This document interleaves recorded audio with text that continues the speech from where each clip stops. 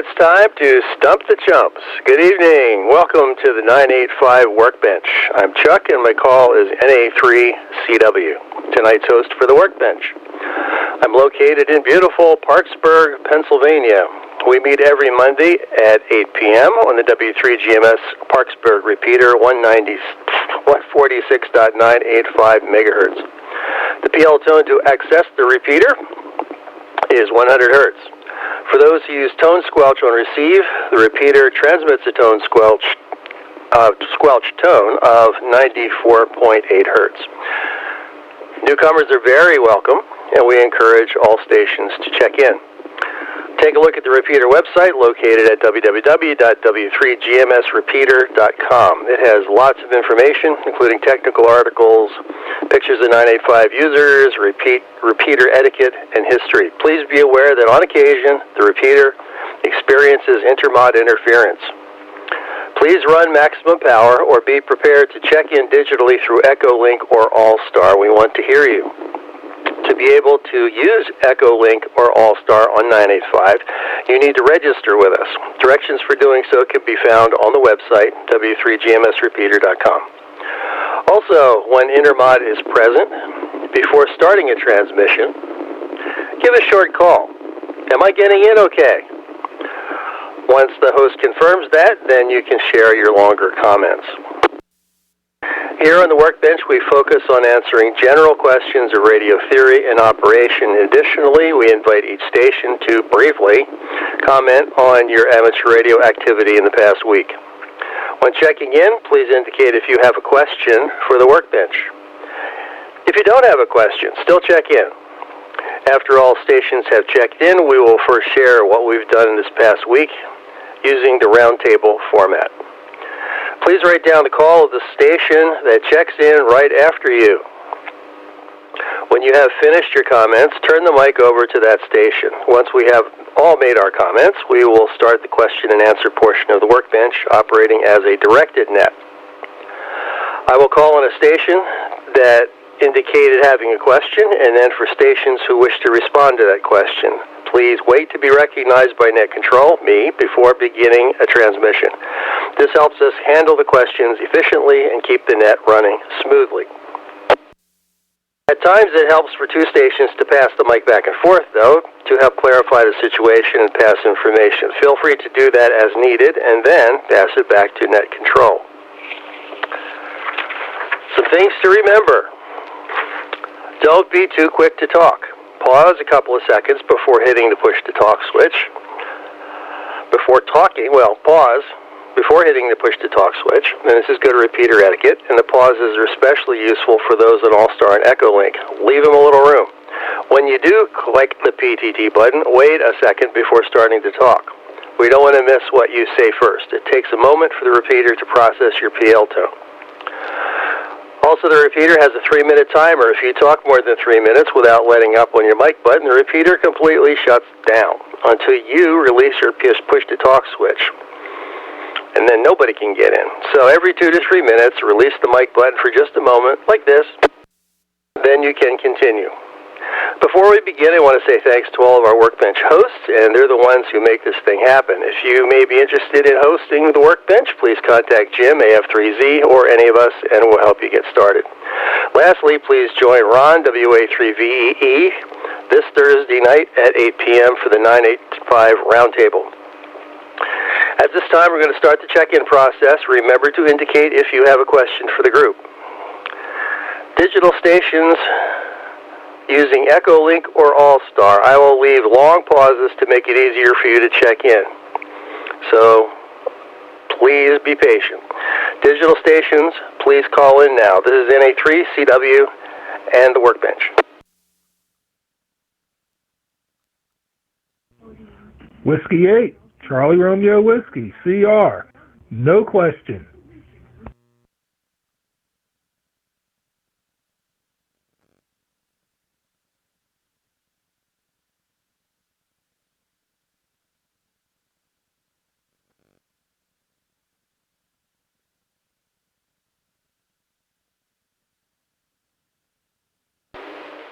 Not sure if you asked for RF check-ins yet. This is KD3BPI.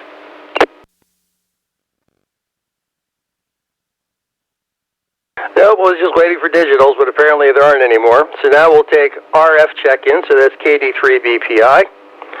And all stations, check in. Whiskey Alpha 3, Victor Echo Echo, WA3VEE, no question.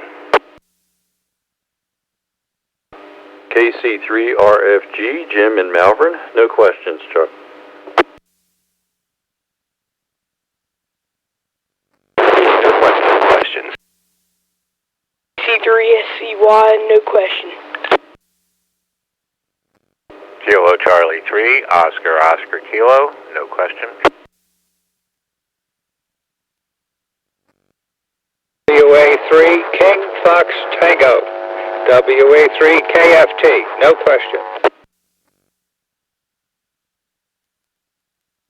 3 Fox Renee, no questions.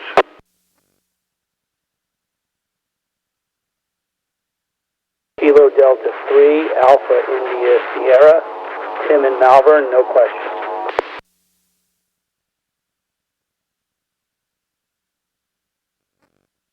Okay, net hold. Had several crashes there. So I will go through the list as I now have it. If you're not in here, then you were covered up by somebody else. So I have W8CRW. I have KD3BPI. I have WA3VEE. KC3RFG. KC3SCY. KC3OOK. WA3KFT. K3FF, and KD3AIS. So please continue check-ins.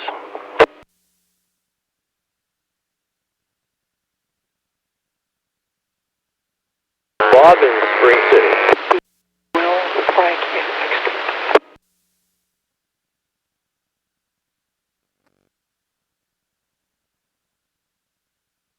E3EE, Kilo Delta 3, Echo Echo.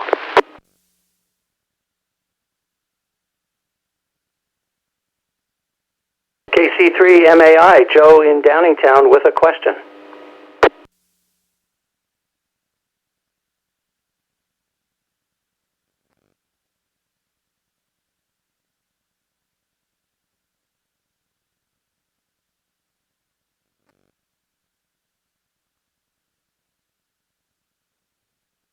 Okay, the last round I got KD3AIS. I got WWL. Frank, please repeat your call. KD3 Bravo Whiskey Lima. Got it. KD3BWL. Sorry. We got KD3EE. John. Got Joe. KC3MAI with a question. Any other check-ins? QP, no questions. Bravo Delta, name is Bob, in Spring City, no questions.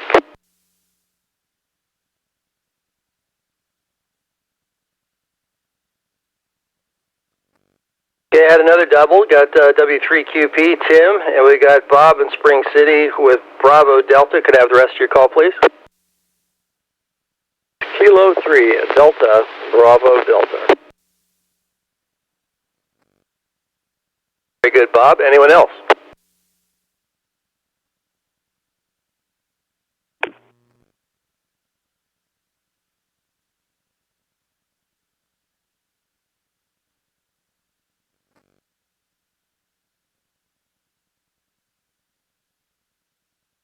Okay, nothing further heard. So, one more time for the nickels. Again, please write down who follows you. And for the round table, W8CRW, KD3BPI, WA3VEE, KC3RFG, KC3SCY, KC3OOK, WA3KFT, K3FF, KD3AIS, KD3BWL, KD3EE, KC3MAI, W3QP, and finally K3DBD. One last call, and then we go. C3YSM, no questions.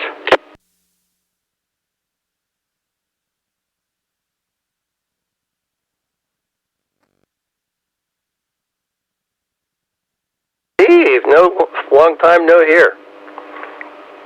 Well, you're the tail gunner, KC3YSM. So, we got you. So, we'll now begin our roundtable session. And so far, we haven't had any intermod, but if you hear a raggedy squelch tail or other such noise, remember to, if you're not one of the power stations and you know who you are, check to make sure that we're hearing you. So, as we begin, CR. We got a long list here, and we'd like to get to the questions, so keep them brief, but good. And we'll start with CR. W8CRW. How was your week in ham radio? This is NA3CW.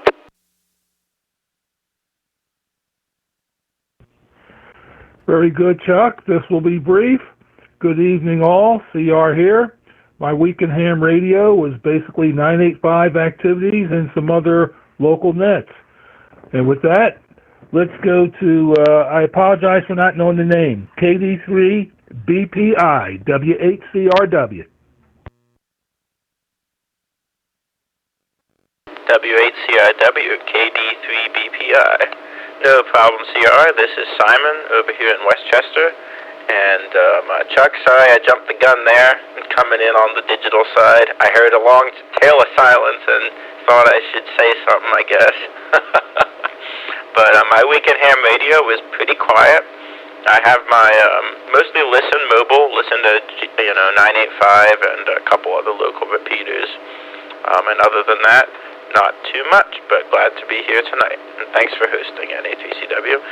And I'll pass it over to Ron, WA3VEE. This is KD3BPI. Simon, thank you so much. KD3BPI and the group WA3VEE over here in Westchester. Yeah, I'll keep it brief too. I want to say good evening to Frank, KD3BWL. Not sure why your signal's weak, but it's a little noisy. And you should be full quieting from Exton for sure. Bob, great to have you on board, K3DBD. I'm going to try to make the breakfast on Wednesday morning up there in Pot and Ban Town. So we'll see how that goes. Steve, great to hear you. It's been a long time. I agree with Chuck, KC3YSM. So all very good. Not much going on here. Just some field day backstage operations and things like that. I want to start to get people invigorated and inspired for Winter Field Day. It's going to be a good one. So we're working on some things behind the scenes right now, so you hear more about that. And I will be operating up at the site periodically for some contests, and also just at random, ad hoc. Just pull up with the van, hook the antennas up, and start operating. So I got the itch, so I've got to get it scratched. So with that, Jim, KC3RFG, WA3VEE with the group.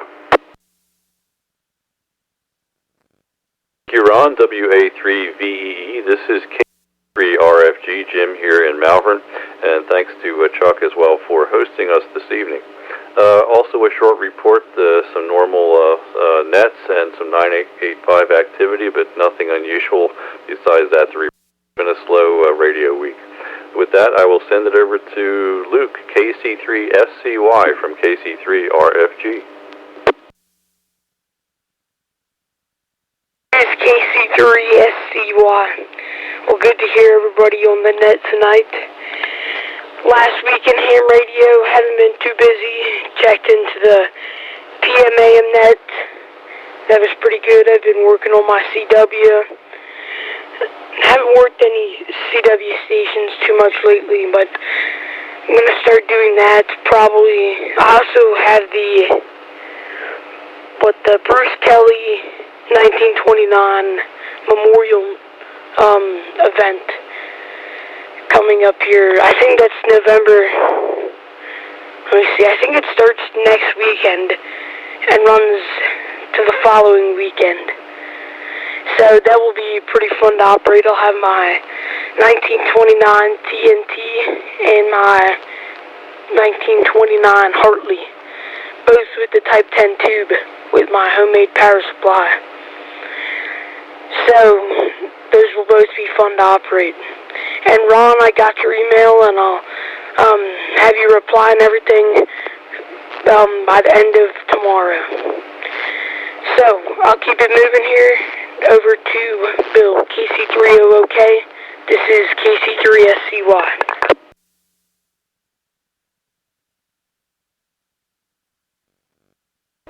KC3SCY, KC3OOK. Thanks, Luke, and thanks, Chuck, for taking the chair tonight. It's good to hear everyone on here tonight. I haven't done a whole lot with radio other than the 95 nets. I did host the Lancaster County Welfare Net last night, and I guess I was up at Joe's on Monday, making plans and making material list to start running the hard line from where it's at now at the tower into the building where the equipment will be. And I worked on cable tray for the ham shack, and finishing that up tonight. Well, actually working on it tonight. We'll finish in the morning early. So that's about it for me. So I'll turn it over to the fellow down in Aston, Whiskey Alpha 3, Kentucky Fried Turkey, KC3OOK. KC3OOK, WA3, Kentucky Fried Turkey. Okay, Bill, very good. Well, I haven't been doing too much other than operating radio, especially on 10 meters. 10 meters has been open lately. Not a contest, but just the propagation is such that once they discover the band is open, the next thing you know, the whole band is wall-to-wall stations. But today it wasn't. It was quiet today. So that activity occurs from 1 o'clock to 2 o'clock. We have a retired group that meets on 28435. And if that frequency is busy, we try 28333. But for some reason, 435 is very popular with DX stations. So we find ourselves down on 28333 quite frequently. All right, over to you, Rennie, K3, Fox Fox, from WA3, King Fox Tango. Thank you, John, and good evening to everyone on the net tonight. What I did this week is recover mostly from the worldwide DX contest, which I operated quite a bit the other weekend, and it was a lot of fun. 10 meters was well opened, and people tended to hang out there, maybe in preparation of the fact that next year might not be so good. But we got a good score, and we had a lot of fun. And then spent a couple of days this week working on a 991 Alpha, FT991, which someone had given me to fix. Was from a lightning strike, and said it wouldn't start up. So I didn't give it much chance, but when I tried it out, I saw a faint heartbeat, and was able to bring it back to life. Still has some issues, but at least it can receive and transmit. Little side note: if you have some good equipment, insure it. Just this guy didn't, and he's not a happy place. And that's about it for this week. The weekend that was. So I think it's Tim down in Malvern, KD3AIS, K3FF. K3FF, this is KD3AIS. Thank you, Renee. The only thing I did in ham radio this week was attend my first general class as passed along by Joe. So that's greatly appreciated, and I look forward to continuing that on a weekly basis until I achieve my general. With that, I will turn it over to Frank, KD3BWL. This is KD3AIS. KD3AIF, Tim, KD3BWL. Ron, thank you very much for the signal report. Sorry that I am a little scratchy. This week I learned about Echolink, and I used it to contact a station and a repeater down in Williamsburg, Virginia, where I had previously vacationed, and found that it worked very well. I used my iPhone to do that, so it was very interesting to see how it worked. I was also doing some work with repeaters, and that's about it for me. I will pass it on. KD3EE, KD3BWL.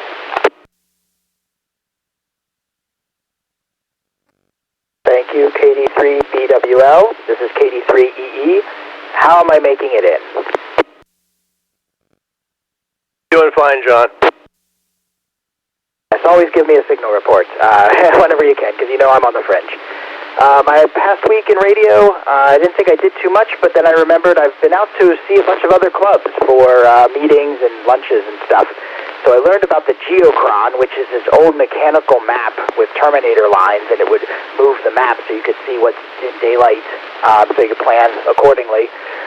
And the new digital one that has all sorts of cool visualizations, including ham radio stuff. Another presentation was on all on antennas and feed lines at a lunch in Harrisburg, so that was good information as well. I did get out finally to activate a park, local park. Did FT8, 10 meters, mostly 1 and 2 watts, which is always fun to try. I did have to turn up to 4 watts once or twice to complete a contact, and I finished up with 1 CW contact before it got dark. Last thing is that I have a weblog of my radio experiences so I can remember this stuff, and I built a few conveniences in to easily link to parks on the POTA site and to call signs on QRZ, so that's kind of nice. Let's see, who's next? Joe is next, KC3MAI. This is KD3EE. KD3EE, John, hello, and thank you. Hello to the rest of the group. Chuck, thank you for hosting. What did I do this week? I went down and purchased my first CW keyer. I decided that I want to give CW a shot, and did that, and that kind of leads into my question. Would you like me to ask that now or wait till the next round? Till next round, we may have other questions as well. Very good, so that's about it. My next, I'm passing it off to Tim. I'm sorry. Excuse me. Tim, W3QP, KC3MAI. KC3MAI and the group. This is W3QP. Not much to report. Work has been stupid busy, but I still have a job, so I am thankful for that. I am going to be flying out to Illinois this weekend, and I am hopeful to drive around and try to get a soda in Illinois, southern South Dakota, southern Minnesota, and Wisconsin. Summits on the air is not quite the right word. These are hills on the air, but planning on having fun. I haven't operated in that part of the country, so it should be interesting, make some new contacts. Also, a real quick announcement. I know Ron is a member of the Parksburg Amateur Radio Club. I'm not sure if anybody else is interested. The meeting this week has been moved from Friday to Thursday. The meeting will be happening on Thursday because the church where they have the meetings is hosting a funeral on Friday. That is all for me. So over to K3DBD. This is W3QP.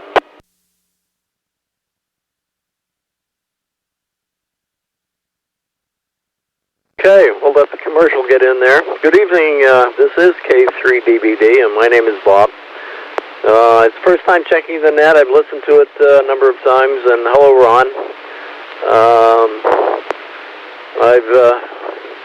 I'm not new to this repeater, but I haven't on that much lately. My use of this repeater probably goes back to the mid-'70s, so been around a while. I guess last month I celebrated 68 years in ham radio, so definitely got some years into this hobby. And I'm the chairman of the technical committee up here in Pottstown with the Pottstown Radio Club, the Pottstown Area Amateur Radio Club, and kind of keep all the repeaters running and all that. That's been keeping us a little busy trying to get things winterized and ready for that. So that's always an activity. And also, I'm preparing for the ARRL frequency measuring test, which is coming up on the 8th next week. I've participated in it before and did quite well, but not as good as I wanted to. And I've had I guess bad timing with that. Seems when I get on, there's either an electrical storm in the area, or excuse me, or something else that's getting in the way. So we're going to give that a shot again. And we've got HT here in the background. I turned that off. That came alive. What else? A bunch of other things. I've been fixing a broken PC board for a friend of mine who has a jukebox, an old Wurlitzer. It's got some sort of mechanical, looks like a switch out of a washing machine. Somehow it got broken in half, and I'm putting that together for him, and that's been a little interesting activity.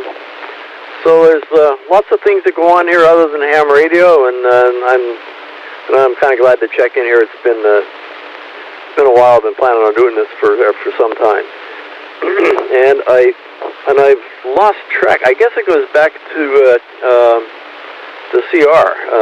I think I might have gotten out of sync here, but I'll turn it back to him. And good evening to everyone. Have a great day. W8CRW from K3DBD.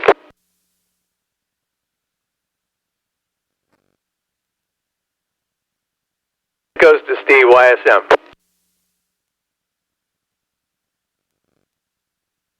I got it, Chuck.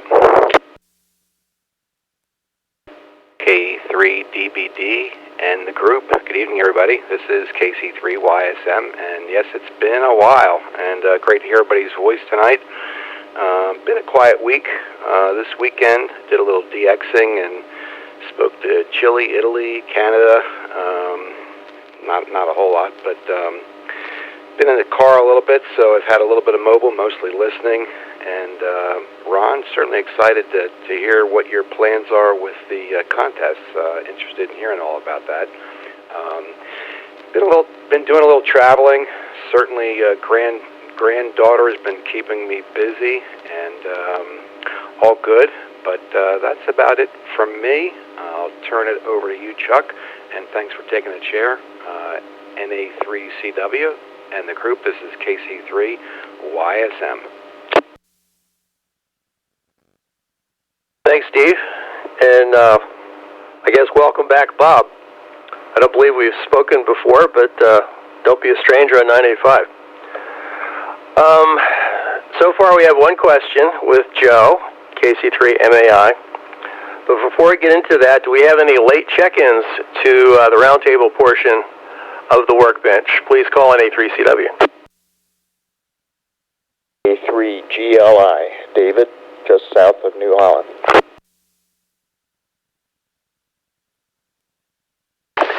KB3ZIM, Bob, East Fallowfield Township. I don't have any questions, but working here in the office and I'm monitoring. So, Chuck, thanks for taking the chair, and I'll be listening. KB3ZIM. Delta 3, Alpha Charlie Bravo, Ed and Kennett Square, just kind of in and out.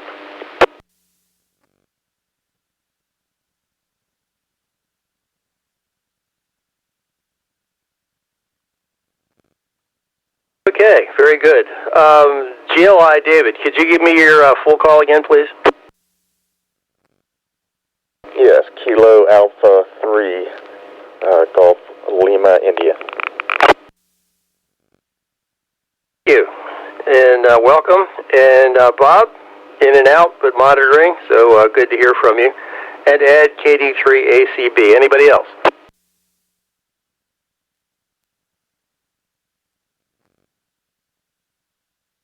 All right, then. We'll now turn to the questions and answers.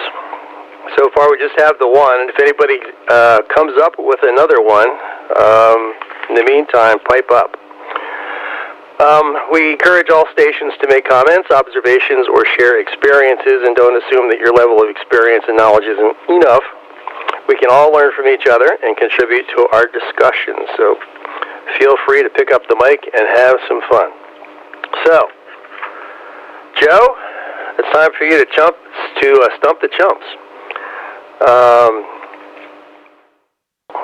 KC3MAI, NA3CW. NA3CW in the group, KC3MAI. Yeah, my question for the group this evening really is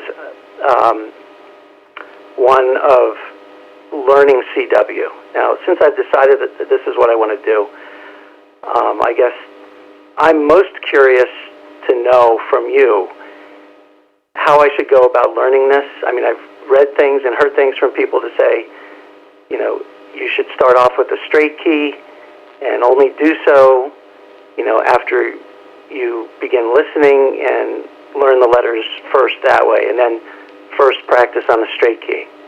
And so I'm curious to know from you, is that correct?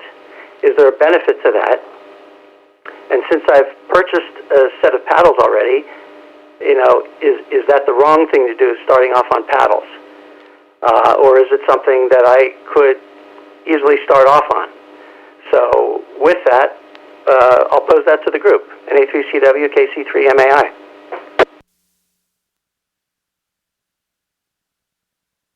Very good question. KC3MAI, NA3CW. There's a ton of experience in this group with CW and some teachers of CW. So I will reserve my comments for later, but who would like to start with Joe's question?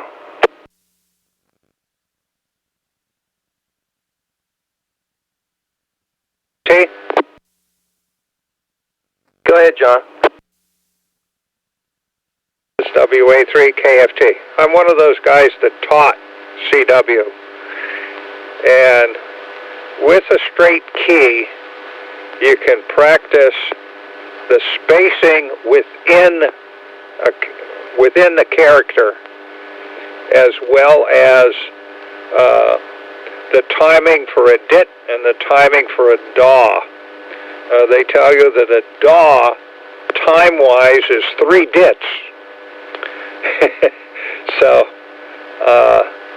the daw is 3 times as long as a dit, and by using the straight key, you manage to learn the code and can control the spacing. Once you start using a bug or an electronic keyer, they are usually higher speed. At least with a straight key, you can control the speed, slow it down, get used to the rhythm of the dit daws within a character. This is WA3KFT.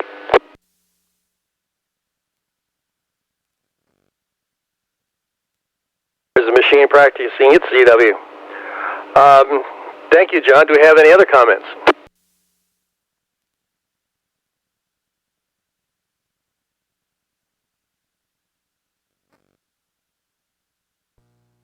W3GMS. Wonder where your foot switch was.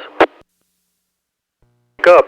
3CW, WA3VEE. Yeah, it's under my left foot right now. What I can do is I have fallen very, very rusty in CW, but I used to at one point be up to 18 words a minute. Hard to believe, but nonetheless, yes. almost got good enough to qualify for extra when you needed 20 words a minute. Way back when, like way back burgers. One thing that I might recommend that you take a look at, Joe, is two methods. One's called the Koch method, and the other is called the Farnsworth method. And others can correct me if I have those two names wrong. And I don't know which one is which, but I found it very helpful when about 6 months ago I started to get reinterested again in CW, and I started to practice. And what one of them does is they send the characters with a defined spacing between the characters. What I mean is you can choose to have characters sent as though they're being sent at 20 words a minute, but have 5 words per minute spacing between the characters. And as you get better at identifying the characters when you're receiving, then you can shorten up that spacing to like 7 words a minute, 10 words a minute, and so on and so forth. The object, of course, is to be able to get to the point to where you can be receiving characters sent with the 20 word per minute rhythm with 20 word per minute spacing. That's the objective. I don't know which one of those two it is, but it's either the Koch method, Koch, or the Farnsworth method. I believe those are the names. And I found that I was starting to really improve, but then I got hung up with a lot of different family projects and everything, and I had to give that up for a while. Also, about 10-15 minutes a day really helps. NE3CW, WA3VEE. Did you copy my transmission when I turned it over? Ron was talking, Chuck, W3GMS. Didn't hear a peep out of you. Go ahead, Joe. But when I broke in, you acknowledged me, and then I picked it up after you dropped it. But maybe I was wrong, and hi to everybody. Okay, Joe, I want to give you my phone number, and like Wednesday or something, I will call you, or you call me when it's convenient, and we can talk at great length. When I was in the Army, I was stationed in Fort Gordon, Georgia, and I was one of the CW instructors down there. So that's that on that. I love CW. And there's a way to learn it, and there's a way not to learn it. Do not try any sending until you get up to at least 10 words a minute. People developed horrendously poor fist when they're sending before they know what the characters are supposed to sound like. So just focus on the recognition of the sound. Do not count dits, do not count das. Recognition of sound. Did-ah sounds a heck of a lot different than da-did-a-did. Don't count them. And then when you get to 10 words a minute, then you know what a character should sound like, and you can go ahead and send it. So anyway, but I don't want to drag it on past that. But again, I emphasize, do not start sending until you can copy 10 words a minute. Over to you, Chuck, and I'm going to be just listening. W3GMS, now clear. Yeah, what he said. ZNA3CW. Any other comments? 3Z late to check in. Hey, good. AF3Z. Did you hear what Joe MAI's question was? Yeah, and actually I got it before you did. I sent him a little information, or we chatted about it briefly by email. But one thing I echo is what Ron was saying about learn to hear with the faster character speed is what I would call it. And yeah, there's some great CW programs that'll do that. But that way you learn to hear the rhythm at the faster speed where you want to be able to copy the code rather than hearing it real slow speed, which is a whole different animal. And also going to faster speed helps you avoid counting the dits and das and stuff like Joe was just talking about. The faster speed, you just learn the rhythm of it and you're good to go. And you can increase or decrease the spacing between those letters as you go. So that's a bit about it for now, but thought I'd jump in. Just left Camera Club meeting and currently on Route 30 around Lancaster, AF3Z. good, Jim. I'll throw in one comment, and then I'll turn it back to Joe, MAI. A really, really, really basic one, and trust me on this, is don't ever, ever look at a chart of dots and dashes with your eyeballs. It's about sound. Never, ever look at it. Don't ever look at dots and dashes on a page. Do not go there. Do not ever go there. It's all by sound. Sound, sound, sound. And what they said, absolutely true. Learn how to receive first. Learn how to receive well first. But all by sound. Never, ever look at dots and dashes. And you might ask me how I know that's so bad. Well, take a guess. So back to you, Joe. KC3MAI. This is NA3CW. KC3MAI in the group. Thank you all for great advice. Just trying to understand this concept of, being able to listen to,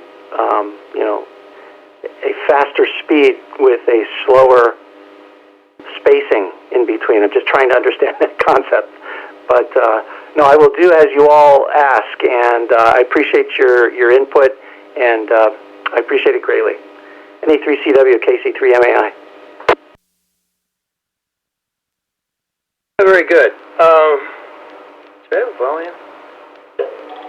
Nope, that's speed. Okay, here's an example. Here's my call at normal speed.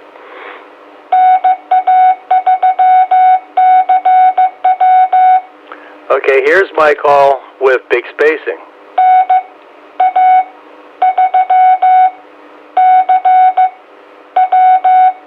Same character speed, or even more spacing.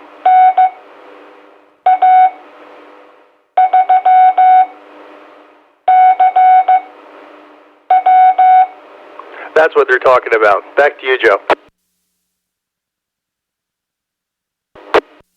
3CW, KC3MAI. I understand it completely now. Yeah, that when you hear it, you know exactly what you mean. So I appreciate that, and I'll take that to heart, and that's what I'll do.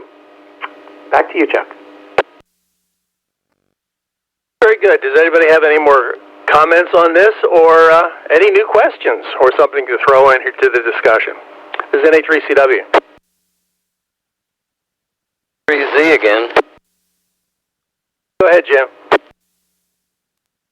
Joe, if you grab, and there's a number of programs, G4FON, Gulf 4, Fox, Oscar, November. That's one program. But there are a number of them that'll teach you, and they'll give you the characters, a few at a time to learn them, all by sound. And you can set on there the character speed versus the words per minute.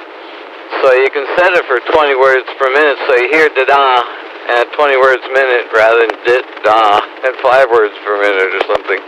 But you hear the characters the way you're going to be hearing them later on, and it just gives you more time for that to process in your brain. But some of the software will do that for you, so getting a hold of that and playing with it, you'll understand that whole process even better. AF3Z. Very good, Jim. Any other comments or questions?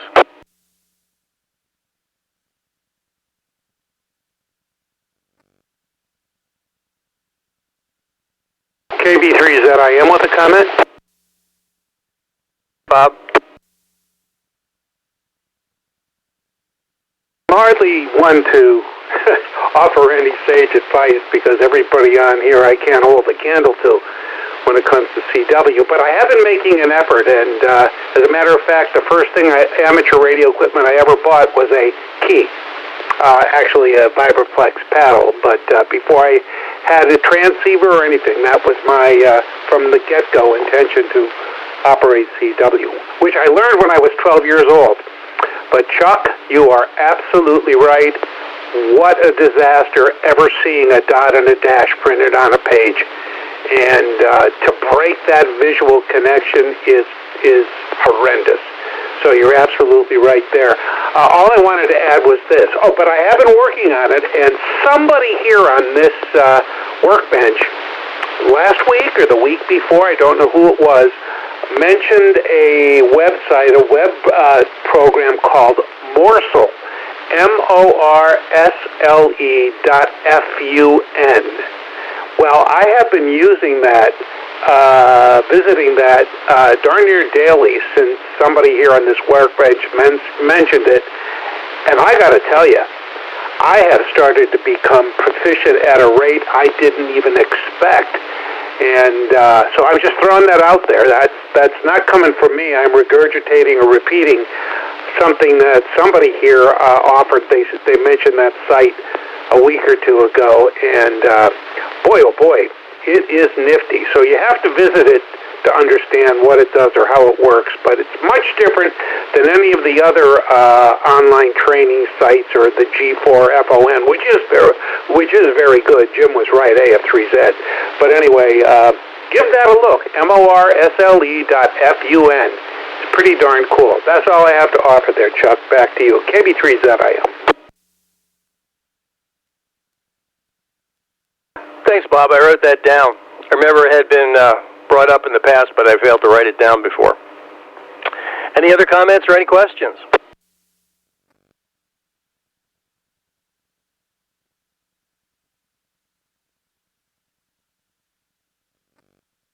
I'll take that as a no. So before we close down the Workbench for the evening, let's see if anyone else has been lurking out there in the wings, just listening, and we'd like to get you on the list. Please call NA3CW. D3NZT lurking.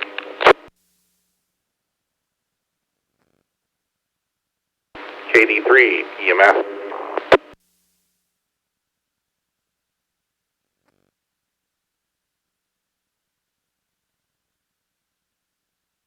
Very good, Harvey. Well lurked.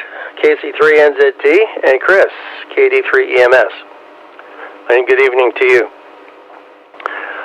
So, thanks to all stations for checking into the 985 Workbench, and big thank you to Joe, W3GMS, for making the repeater available to us for the Workbench. And you are invited to use the repeater often. It's a great way to show that you appreciate the gift of 985 to the amateur radio community, and Joe just loves to get bigger electric bills from the repeater. So bankrupt him. Finally, we hope to hear you again Thursday night at 8 p.m. when Ron hosts the 985 Roundtable. So this concludes the Workbench for tonight. Thanks everybody for checking in. Had a nice group, and feel free to stick around and continue to carry on the discussion on 985. Have a good night and a good week ahead. 7-3. This is NA3CW. Clear. Hey Chuck, just out of curiosity, AF3Z here, did you talk over that question from Alex?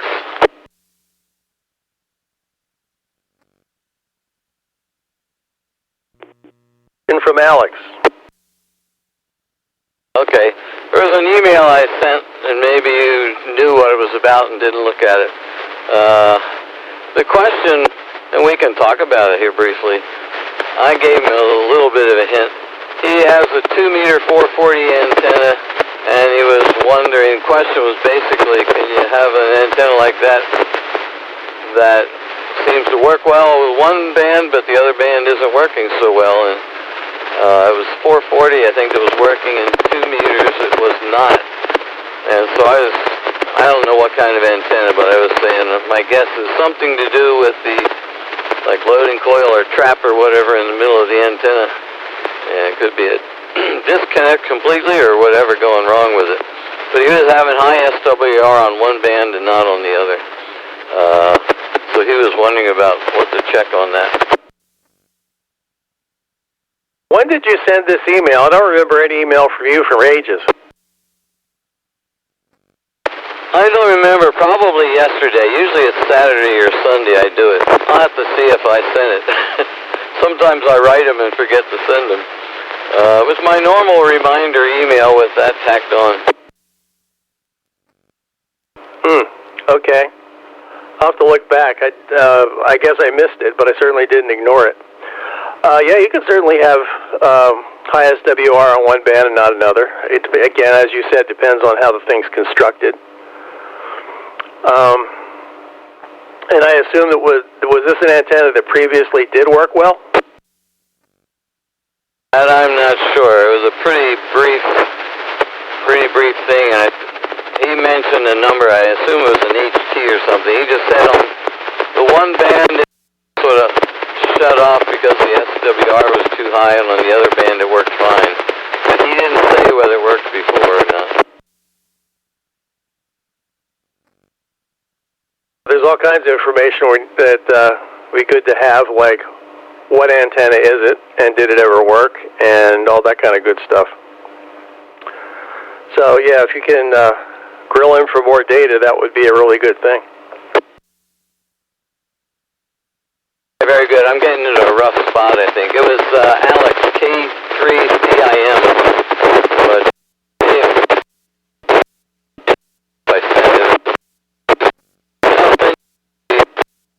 But I'll get back to Alex, and we can go.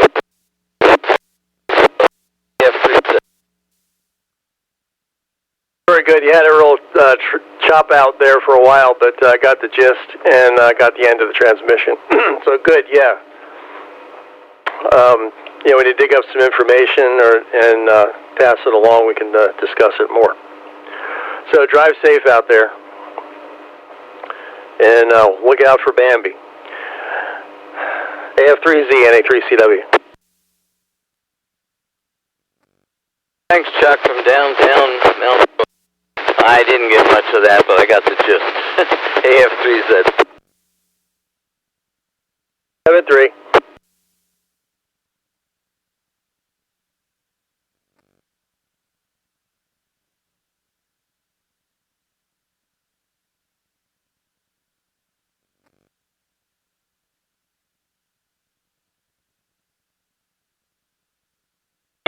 BPI, WA3BE.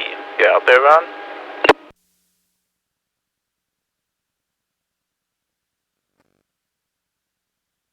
I'm Simon. I'm just trying to find an electrolytic capacitor from Mouse and Rat Electronics.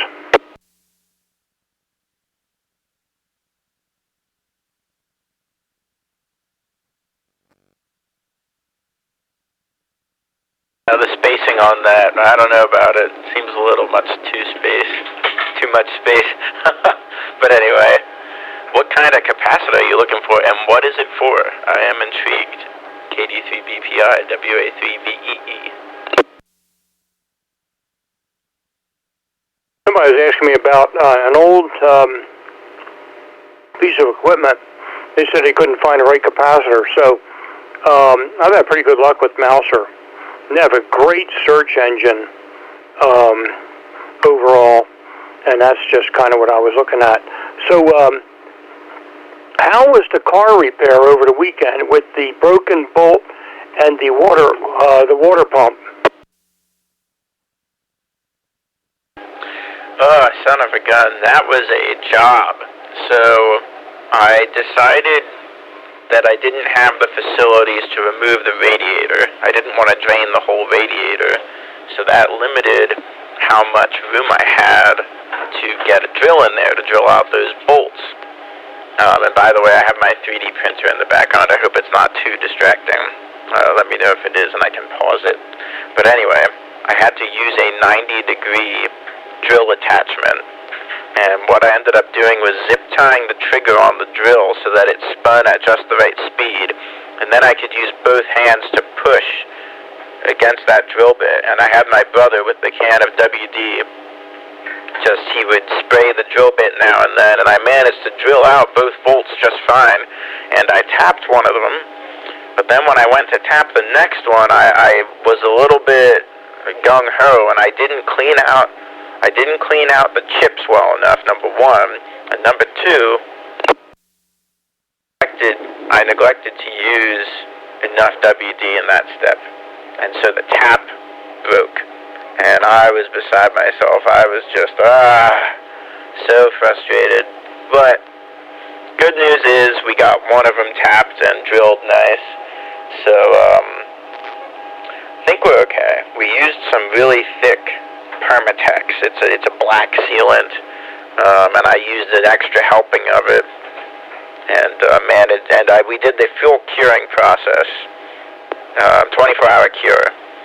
And so I feel pretty good about it, but remains to be seen. But yeah, thanks for asking. That's something. I tell you, it was one of those things. I was glad to get it done, but it was a tough job. So, but yeah, back to you. I'll tell you what, my hat's off to you and anyone else who works on cars. Patience is taking it down the street from you to the mine a key, yours a lock. So it's mine a key, but it's yours a lock, which is the opposite. So I take it down there. They have kept our vehicles on the road.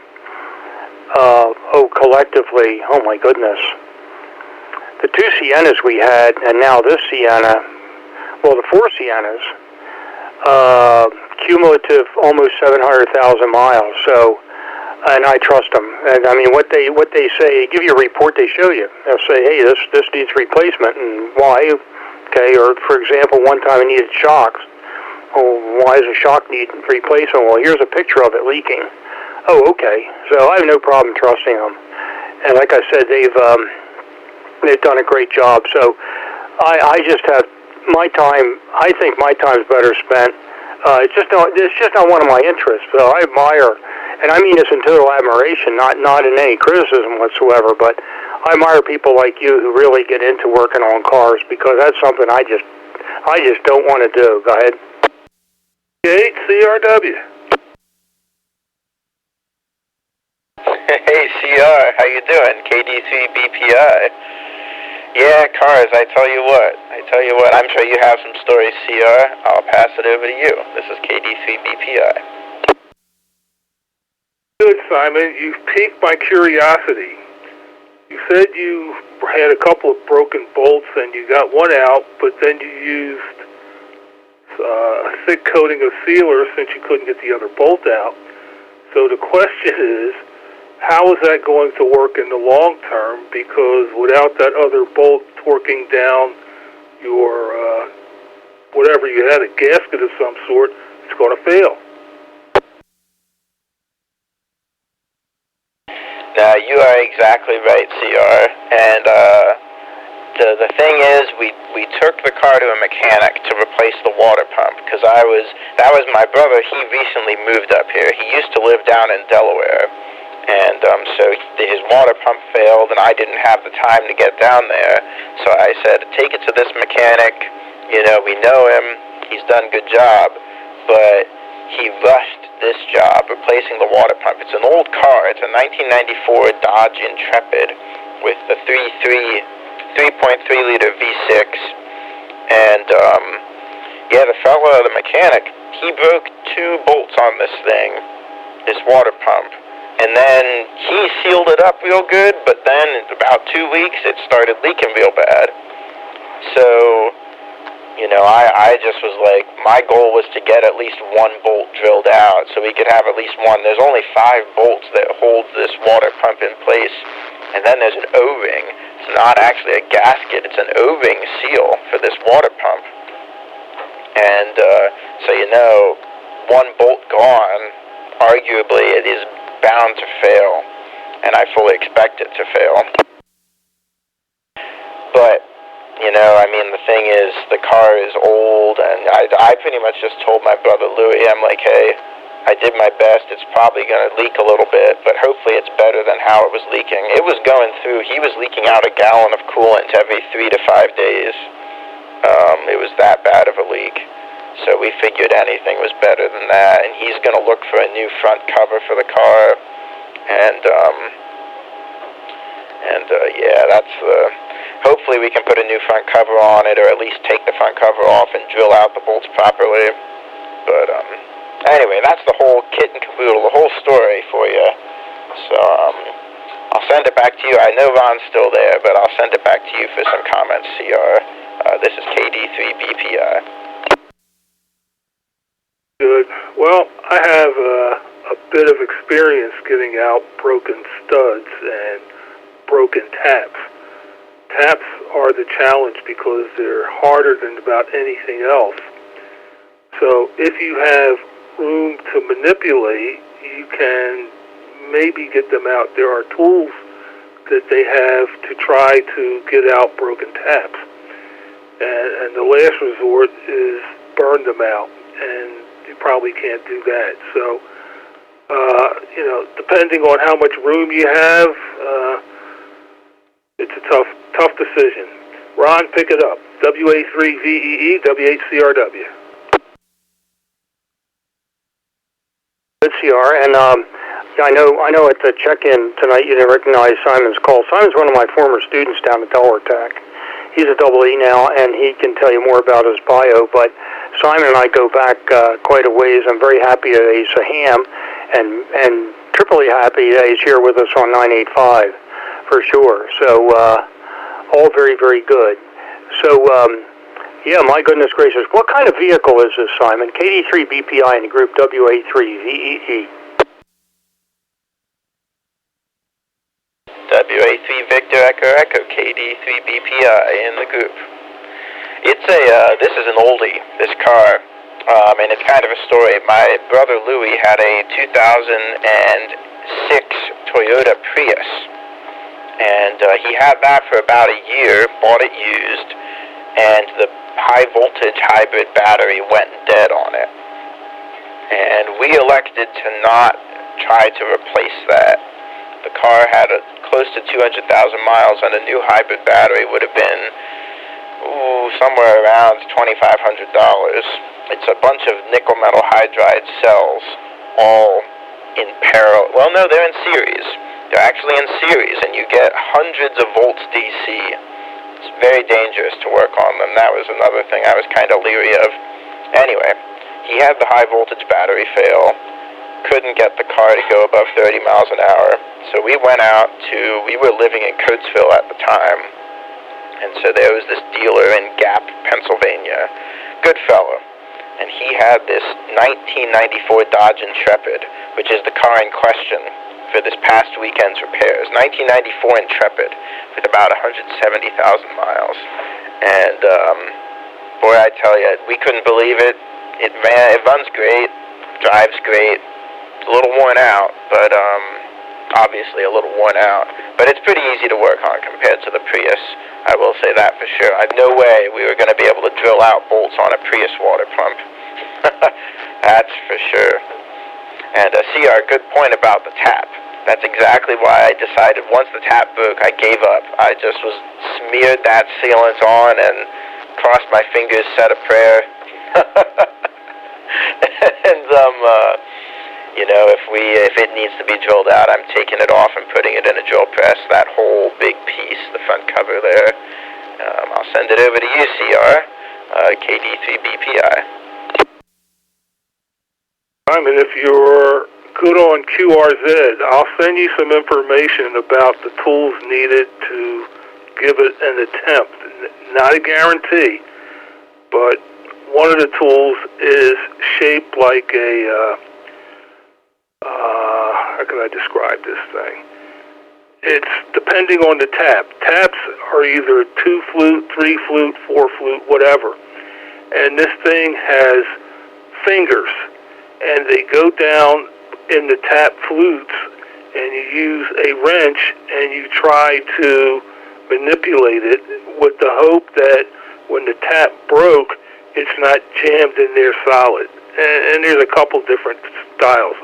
So I'll send you some information so you can give it a shot. And good luck. Back to you.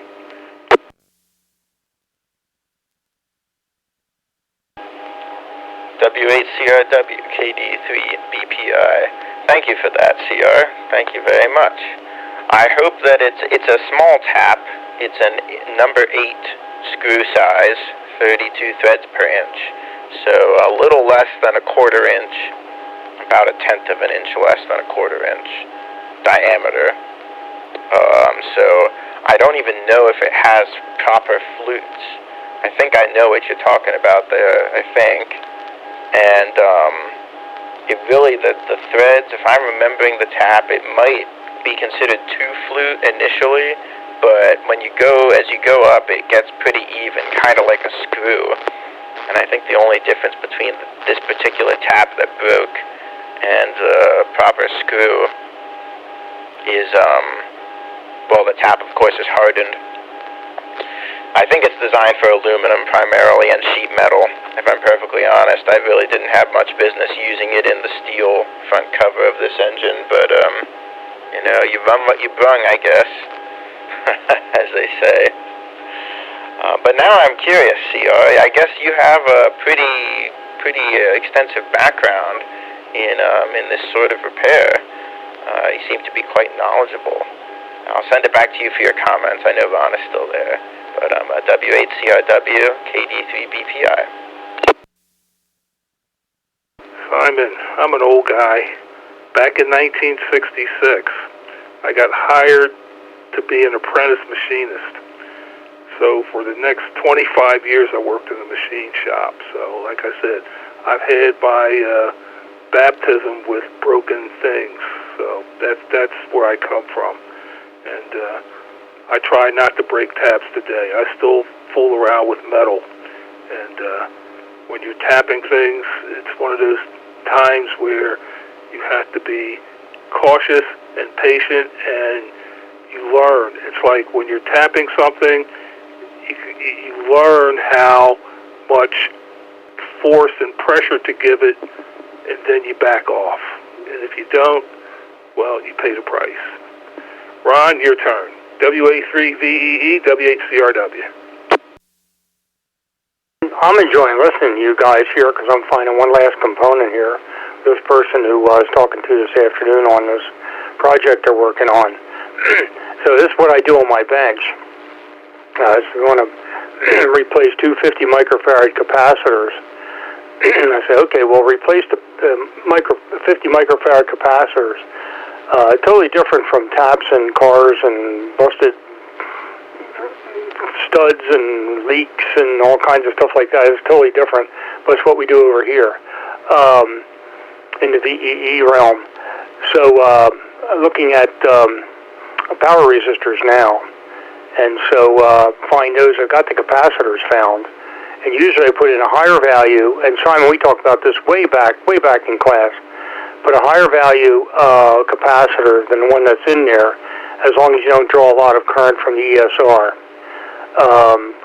from a lower ESR, and basically higher voltage, and that way you build in the margin. So it's the old HP engineer trick for reliability, for sure. So anyway, I'm going to listen to you guys for sure. I just have this one part to find yet. This one might be a little more of a challenge. Wire round resistor. 450 ohm resistor. So I'll just be listening to you. Why don't you guys banter back and forth? I am on the side here, but very happy to be. It's not a problem at all. So why don't you guys continue, and once you get get all the world remachined, I will be back in here for sure. So Simon, let me turn it over to you. I'm going to continue looking here on Mouser Electronics for this part. I've been very successful so far with the other ones. So over to you, KD3BPI in the group, WA3VEE. 3GMS, W3GMS on All-Star. And I'm unfortunately stuck with a car bug more than I'm stuck with a radio bug. But I look on eBay, there's a couple of them up there right now for like less than $100.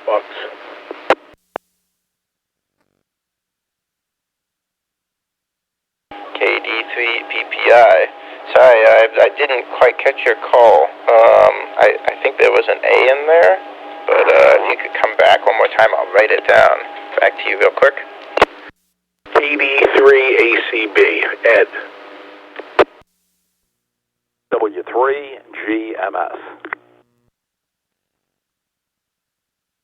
Hey, we got a party here. This is fun. Well, thank you, Ed. KB3ACB. This is KD3BPI. And yeah, I'll have to look those up on eBay. I'm on QRZ, so if you happen to have a moment to send those listings through there, because I know my brother and we were going to go around a few junkyards, see if we could find this part and pull it off and, get it, because we found on eBay, the one we found on eBay was $300-something plus shipping. So not quite as economical. But thank you for that, KB3ACB. Thank you, Ed. And I suppose we'll give Joe a turn. So I'll send it over to you, Joe, W3GMS. This is KD3BPI. Yeah, challenging to break in on All-Star, that's for sure. And that's what I'm on. I'm down here in the lab right now. And I'm going to make this done. I just wanted to let you know. Like you, Simon, Martha and I, we do almost all of our automotive work. We have a lift in one of the garages, and we don't crawl under the cars anymore.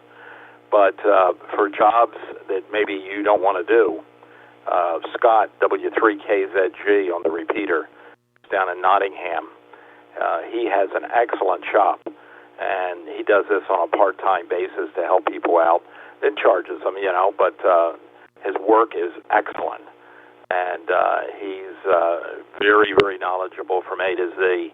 So to get to the point where you don't want to mention or you don't want to do it, you may want to check with Scott and explain the issue to him and let him see if that would be something that he would want to do. And I probably would guess that he would take on the job without a problem. 7:30, back to you, Simon. W3GMS clear. W3GMS, KD3BPI. 7-3 to you, Joe, and thanks for that bit of info. I'll go ahead and find him on the old QRZ. Send him a message, see what he says. That would be great. That's Louis. So my brother bought this car, this 94 Dodge Intrepid, and I will admit we have an easier time getting people to work on this as opposed to his Toyota Prius. Not even the Toyota dealership would touch that thing. 2008, it was too old to them. And in fairness, it is almost a 20-year-old car with a almost 20-year-old battery. I'm not surprised that they weren't willing to try to get parts for that. But the thing with the Intrepid is it's just old enough. And it's also not, it was like, all of you likely remember the Intrepids, kind of just, they seem to be cheaply made, made to a price, made for the masses. So they're all kind of gone, and they don't have the longevity of a Camry or the attraction of, say, a Camaro or even a Crown Victoria. And so it turns out it's a little bit difficult to get parts for them, and also a little bit difficult to find someone who's willing to work on them and do it right. As we found out, this mechanic we went to in Wilmington, he's been great. Works on all of our Hondas. My parents all have Hondas. And this fellow TJ loves working on him, and he does it great. But then this Dodge, unfortunately, broke the two bolts, and man, oh man, quite unfortunate, the result of that, especially since it's an O-ring. If it was a gasket, maybe, but as CR rightly noted, you lose a bolt, the gasket's just going to fail. It's just going to fail. But anyway, thank you for that, Joe. And I do love working on cars, I will admit. But times like that, where I'm, leaning over the end and pushing against the bolt trying to drill it, well, it's not quite as fun. But it's part of the experience, If you're going to work with metal, if you're going to work with your hands, I feel like you have to be okay with a little bit of a callus, a few scratches, some dirt under your fingernails. As I'm sure you know, CR. I'm curious, did you where was the first machine shop you worked at? My dad worked at a few in the area as an operator. And if you're still out there, CR, I'd be curious to know where you cut your teeth on the broken taps, broken bolts. I'll send it over to you. KD3BPI, W8CRW. I worked at the 31 shop at the Philadelphia Naval Shipyard down in Philadelphia. And like I said, I worked there between 66 and 1993, something like that.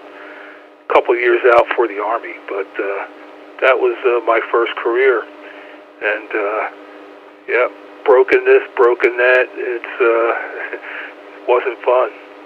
So that's how it goes. And I still do little machine work here and there, but I gave up working on cars a long time ago. I had a Volkswagen Rabbit, and the engine gave out, and I bought a junk Volkswagen Rabbit with a good engine and swapped them out. And I said, well, I've done it once, I won't do it again. So that was my automotive achievement, brakes and other things like that I've done, but I've gotten too old for that, so now when you need it, you just take it to the shop.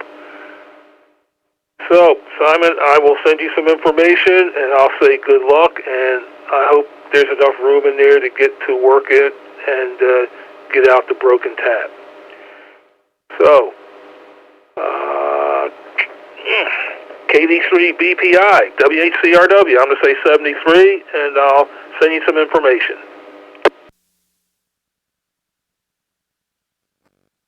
WHCRW, KD3 BPI. Thank you much, CR. Much appreciated. Much appreciated indeed. That is funny about, one and done with the engine swap. I did the same thing just a couple years ago. I had a 1983 F-250 diesel. First year they put the diesel in there, and they had some casting flaws in the engine block and the cylinder heads. And there were cracks in both places. Had a nasty misfire, a nasty coolant leak. So I put a new engine in there, a 1993 engine, diesel. And that thing was a wrecking ball of an engine, 1,200 pounds with nothing in it, 7.3 liters, little turbo. But I sold the truck soon after that. I ran out of steam, as you can imagine. So, know how you feel, and I admire the decision there. I feel like I haven't decided quite yet what to let be and what to send to other people, but I'm sure I'll get there before too long. Thank you again, CR, and well, I suppose I'll say 7-3 to you, and Ron, if you're out there and you have a moment to break from the great attraction of Mauser. I don't know, that's not the right way to put it. They do have a great parts catalog, I will admit. I look at them almost every day. I'm in obsolescence support right now for these old Honeywell avionic instruments, and oh man, it's tough to find parts that that haven't been made for 20 years, 10 years perhaps. There was this one that was a divide by 32, divide by 33 PLL double modulus divider. Pain in the neck that was. I didn't even find a replacement for it. I don't think I can. But I'll send it over to you if you're out there. WA3VEE, KD3BPI. Very good. I had Joe in there, too. Joe, are you still there? Simon, I got some suggestions for you. W3GMS with WHCRW signed. Also, Ed was in there. I know Ed also, Simon, from Scouts, so we go way, way back as well. So one big happy family here. We all know each other from somewhere, somehow. Maybe with me, checkered backgrounds, but still nonetheless. Joe, you still there? W3GMS and the group WA3VEE. Yeah, hi, Ron. Thanks. Now I'm moving around stuff here, getting ready for Luke tomorrow. So I was one and done. I just wanted to make Simon aware that Scott is really, really good with all that kind of stuff. And if he gets to the point where he just doesn't want to mess with it anymore, and you can trust Scott 150%. So, and he loves working on cars. He's one of the best mechanics that I know. So anyway, there you go. Good luck with the project. Yeah, I've done the engine swaps and all that stuff. It's been a long time. Now we're just into kind of maintenance, brakes, exhaust systems, struts. The engines today in our vehicles are relatively new. They don't need a lot, It's not like the old days where you had points. You probably don't even remember points, Simon. Another note why I have it here, and I will make this my final. But Ron, I got your email about the laptop and the HP swap, and that sounds fantastic. So thanks again for doing that. Over to you, 73 W3VEE, W3GMS, now clear. Yeah, I was doing cat maintenance this afternoon. We put another box upstairs, litter box, and probably put one down here too. And so I had to get those ready and all GI'd and everything else, and did the litter robot. And so it took me a good couple hours, so I didn't get a chance to get the emails. But your question was well placed and well timed, so I just thought I'd respond to everybody involved on that. And it's absolutely my pleasure, and to do that. That way, it gets it done. It's out of the way. I am talking to those folks over there about a personal laptop myself for me. It'll be about $200-300 for a 17-inch backlit keyboard. They replaced the one on the island upstairs. And I mean, the one on the island is a Dell Latitude. I paid a couple grand for that. So I said to the lady in the store, I said, this is. She says, is $300 too much? I said, no, that's fine, absolutely fine. I did tell her I wouldn't negotiate. It is the price. Paying $300 for their price for a laptop that is in just about almost mint condition is, I'll just do it. It's fine. So I put those guys through a ringer enough. That's for sure for us. But anyway, yeah, they're very interested in coming to field day, winter field day, and to see what we do and see the laptops in action, that's for sure. So I'll take care of that end of it with them too as well. And also tomorrow morning I'll work out the and guys, forgive me for a second here, a little side business with Joe. But anyway, I will work out. I'll send you and Chuck and George the information on the and I'll CC Keith on this.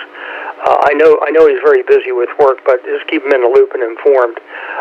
The Dacron rope. There are cheap alternatives on Amazon, but I'm a little reluctant to go with them, although I have used them before and it seems to work well. But for $40 more for a 1,000-foot roll, I think Davis is the way to go. I'll send you that information tomorrow if we all concur. I can get that on order. $130 for 1,000 feet of 3/16 Dacron. And I think that's a fair price, no question about it. And that's their break price. Anyway, Joe, I'll let you get going. I'm going to turn it over here and see if Ed's still around. KD3ACB, good to hear you, Ed. It's been a long time.